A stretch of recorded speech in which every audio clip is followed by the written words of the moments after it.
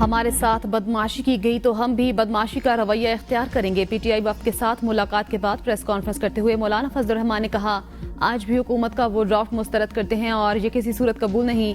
एक तरफ मुफाहमत की बात, दूसरी तरफ अरकान को हरासा किया जा रहा है।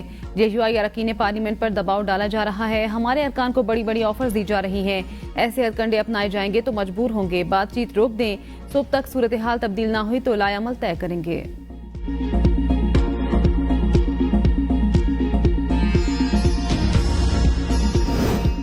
मौलाना फजल रहमान से मुलाकात के बाद पीटीआई चेयरमैन बैरिस्टर गोहर ने कहा कि आईनी तरमीम पर कमेटी में अपने तहफ़्फ़ुज़ात का इजहार किया।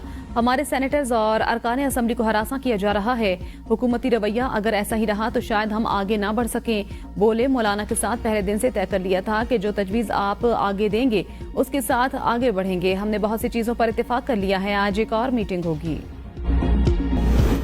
पंजाब के तालीमी इदारों में आज छुट्टी होगी। पंजाब हुकूमत का सूबे भर में निजी और सरकारी स्कूल, कॉलेज और यूनिवर्सिटियां बंद रखने का ऐलान।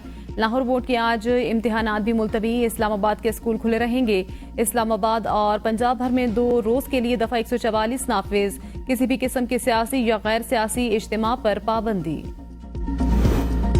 पीटीआई का आज एहतजाज का ऐलान। वजीर आला खैबर पख्तूनख्वा अली अमीन गंडापुर कहते हैं, अभी आने वाली नस्लों के लिए आवाज ना उठाई तो हम मजीद बदतर हालात से गुजरेंगे। फैसला साजों को कहता हूँ, ऐसे फैसले ना करें जो अवाम के मुफाद में नहीं। आपको इन फैसलों से होने वाले नुकसानात का जवाब देना पड़ेगा। हकीकी आज़ादी के लिए आइन के साथ खड़े थे, खड़े हैं और खड़े रहेंगे। बिलावल भुट्टो और मौलाना फजल रहमान की मुलाकात में तय हो गया था, बेंच बनाया जाएगा। राना सनाउल्लाह कहते हैं, मुस्लिम लीग नून, पीपल्स पार्टी और जेयूआई आईनी बेंच पर मुत्तफिक हो गई। आईनी अदालत नहीं बन रही, डिवीजन बनेगा। डिवीजन बेंच को कहते हैं जो मकासद हासिल करने मकसूद थे उनका काफी हद तक अजाला हो गया। आईनी अदालत के लिए बिलावल भुट्टो ने बहुत मेहनत की। मौलाना फजल रहमान को मनाने के लिए उठे और हम खुद मान गए। अब मौलाना फजल रहमान पर है वो पीटीआई को मनाकर दिखाएं। अदलिया ने एडवेंचर की कोशिश की तो पार्लियामेंट के ताबे लाया जाएगा। अब आइन और पार्लियामेंट की बालादस्ती होगी। हमारा मौक़िफ़ है, इस पार्लियामेंट को आईनी तरमीम का हक हासिल नहीं। सलमान अकरम राजा कहते हैं, दूसरा मौक़िफ़ है, गलत तरीके से आईनी तरमीम की जा रही है। मौलाना फजल रहमान के मुसवदे से हमने इत्तेफाक किया था, मर्जी के बेंच या डिवीजन बनाए जाएंगे तो उसकी मुखालिफत करेंगे। अदलिया में सीनियरिटी खत्म करने की तजवीज़ हुई तो मुखालिफत करेंगे। जो भी आईनी पैकेज आएगा हम वोट नहीं करेंगे। मौलाना ने मशवरा मांगा है, हम मशवरा देंगे। मौलाना का मुसवदा दुरुस्त है, मुल्कगीर एहतजाज कर रहे हैं, यह हमारा आईनी और कानूनी हक है।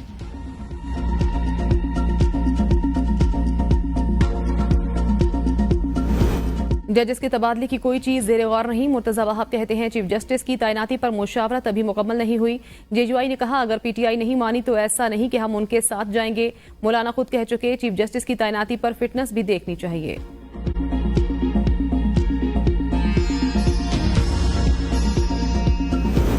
आईनी अदालत नाइनी बेंच। हुकूमत की सुप्रीम कोर्ट में आईनी डिवीजन बनाने की तजवीज़। मुजवज़ा तरमीम के मुताबिक सुप्रीम कोर्ट के आईनी डिवीजन में जजों की तादाद का तयन जुडिशल कमीशन करेगा। सुप्रीम कोर्ट के आईनी डिवीजन में हर सूबे के से जजों की तादाद बराबर रखने की कोशिश की जाएगी। आईनी डिवीजन को आर्टिकल 184 के तहत सुप्रीम कोर्ट के असल इख्तियारात हासिल होंगे। हाई कोर्ट में आईनी केसों के फैसलों के खिलाफ अपील सुप्रीम कोर्ट का आईनी डिवीजन सुनेगा। आईनी मामलात के केस आईनी डिवीजन का फुल बेंच सुनेगा। आईनी डिवीजन को सुप्रीम कोर्ट के मुशावरती इख्तियारात भी हासिल। केस आईनी डिवीजन का 3 रुकनी बेंच सुनेगा। आईनी तरमीम की मंजूरी के बाद सुप्रीम कोर्ट में दायर तमाम आईनी केस और अपीलें आईनी डिवीजन को मुंतकिल हो जाएंगी।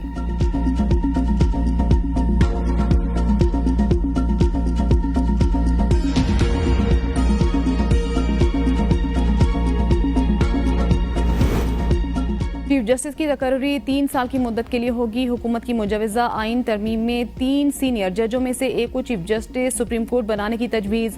चीफ जस्टिस सुप्रीम कोर्ट की तैनाती पार्लियामेंट की खुसूसी कमेटी की सिफारिशात पर होगी।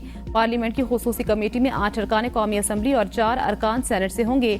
खुसूसी कमेटी में पार्लिमानी जमातों के तनासुब से अरकान शामिल किए जाएंगे। खुसूसी कमेटी चीफ जस्टिस की रिटायरमेंट से कबल के 14 दिन में सिफारिशात भेजेगी। आईनी तरमीम की मंजूरी के बाद पहली बार खुसूसी कमेटी चीफ जस्टिस की रिटायरमेंट से कबल 3 दिन में सिफारिशात भेज सकेगी।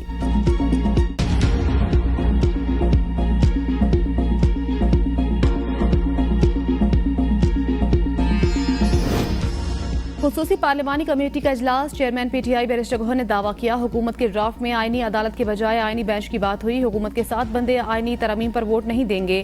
साहबजादा हामिद रजा ने कहा 7 से ज्यादा बंदे हो सकते हैं। उमर अयूब बोले, आईनी तरमीम के लिए हुकूमत के नंबर्स पूरे नहीं। सेनेटर्स को 1 अरब रुपए की ऑफर्स हो रही हैं। खुर्शीद शाह कहते हैं 2 दिन तक किसी हतमी नतीजे पर पहुंच जाएंगे।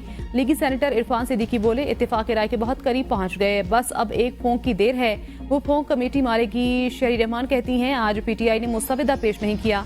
पीपल्स पार्टी और जमीयत उलमाए इस्लाम का मुस्तविदे पर इत्तेफाक हो गया। 1-2 दिन की बात है, सबकी गुजारिशात सुनकर आगे चलेंगे।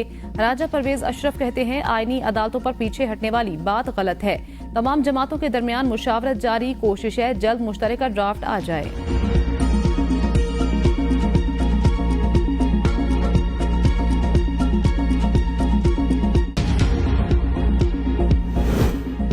आईनी तरमीम के लिए हुकूमत के नंबर्स पूरे नहीं, सेनेटर्स को भी ऑफर्स हो रही हैं। अपोजिशन लीडर कौमी असम्बली उमर अयूब का दावा। खुसूसी कमेटी के इजलास से कबल सहाफियों से गुफ्तगू में कहा, अरकान को 1 अरब रुपए तक ऑफर किए जा रहे हैं। इस कमेटी का काम आईनी तरमीम नहीं, हम आईनी तरमीम की मुखालिफत कर रहे हैं। पीटीआई के बहुत से कारकुनों और रहनुमाओं के घरों पर छापे मारे जा रहे हैं। वज़ीर दाखिला के घर के करीब से जैन कुरैशी की अहलिया को उठाया गया। शाह महमूद कुरैशी के घर पर छापे मारे जाते हैं। मेरे घर पर भी छापे मारे गए। मकदाद अली खान लापता हैं। शफकत आवान के घर में तोड़फोड़ की गई। उसामा मेला का कारोबार बंद कर दिया गया। रियाज फितियाना के बेटे को जबरी लापता किया गया। हाजी इम्तियाज के भाई के घर में पुलिस गई, उनके मुलाजिमीन को मारा। जहूर कुरैशी के कनाडा होते हुए उनका कारोबार सील किया गया। औरंगजेब खिजी पर झूठे मुकदमात बना दिए। आतिफ खान के घर पर छापा मारा गया।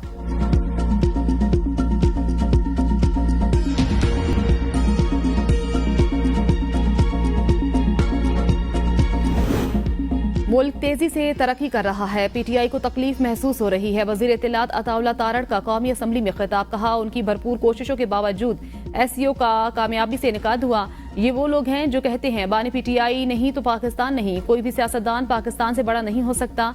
पीटीआई ने फलस्तीन के लिए एपीसी इजलास में शिरकत नहीं की। ये कभी फलस्तीन में इसराइल के मजालिम की बात नहीं करते। इन्होंने आल पार्टीज कॉन्फ्रेंस में शिरकत से इनकार कर दिया। पीटीआई का माजी गवाह है, जो अपोजिशन के साथ इनका सलूक था। इक्तिदार के नशे में ये लोग सब कुछ भूल गए थे। वक्त आ गया है कि स्टेट की रेट कायम की जाए।